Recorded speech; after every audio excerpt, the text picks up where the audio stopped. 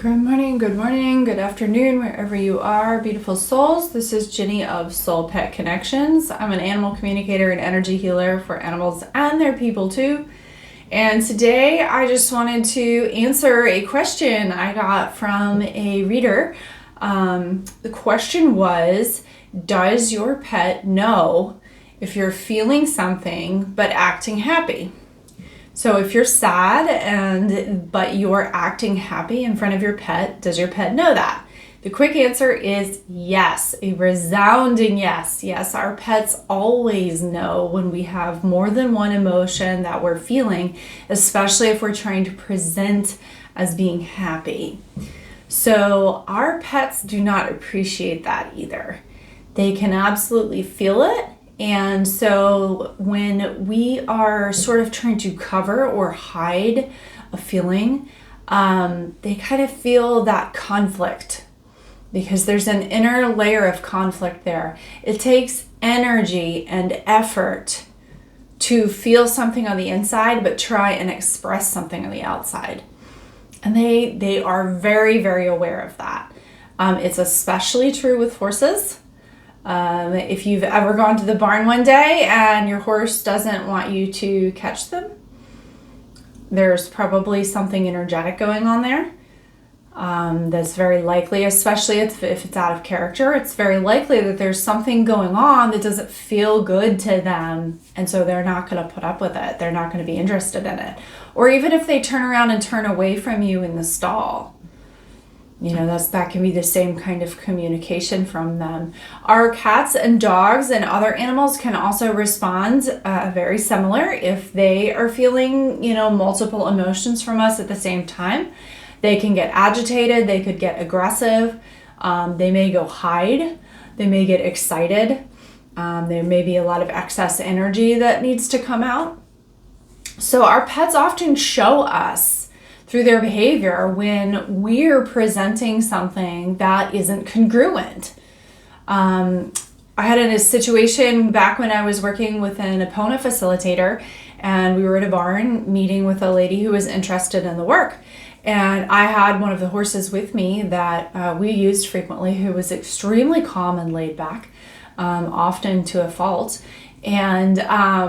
But he wasn't in that moment. He was rather agitated and wouldn't stand still. And we were even standing with some grass, so he could have grazed. But he was sort of dancing and not wanting to settle down. And finally, my friend looked at the lady and was like, "Are you feeling nervous or afraid?" And she was very reluctant to admit it, but she was scared. She was nervous and afraid being next to a horse. That can be intimidating if you're not used to being around them. They're very large. And I think there's always that underlying sense that they can move very quickly. And as soon as she said that, he let out this big sigh and started grazing.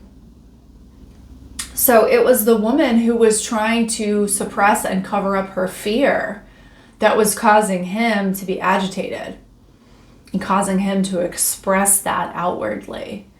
So yeah, our animals absolutely know it. And the best thing you can do is just have a conversation with them. Just speak from your heart and express how you're feeling. Honestly, all the way down, all the murky, mucky layers that we often don't like to admit.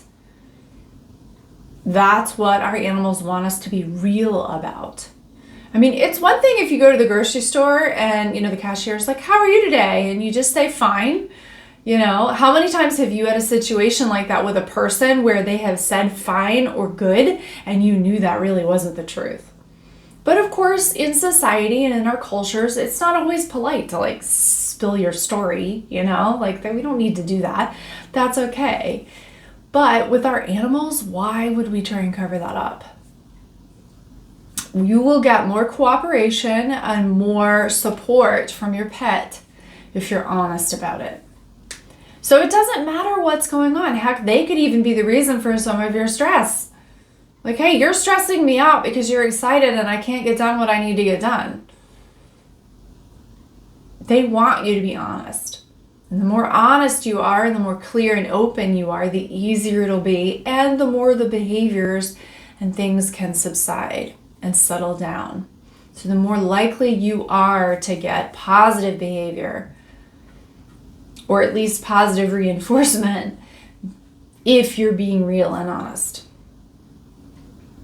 So let me know in comments, have you ever had a time where you realized that covering up an emotion was causing a problem with your pet? Do you wonder now if that might have been the source of a problem with your pet? Can you think of a time where that could have been creating more of a challenge with your pet than you realized? Let me know. Drop me a comment. I'd love to hear from you all. Again, I'm Jenny of Soul Pet Connections. I'm an animal communicator and energy healer for animals and their people too. You can find me on the web at soulpetconnections.com and on Instagram and Facebook. Bye-bye.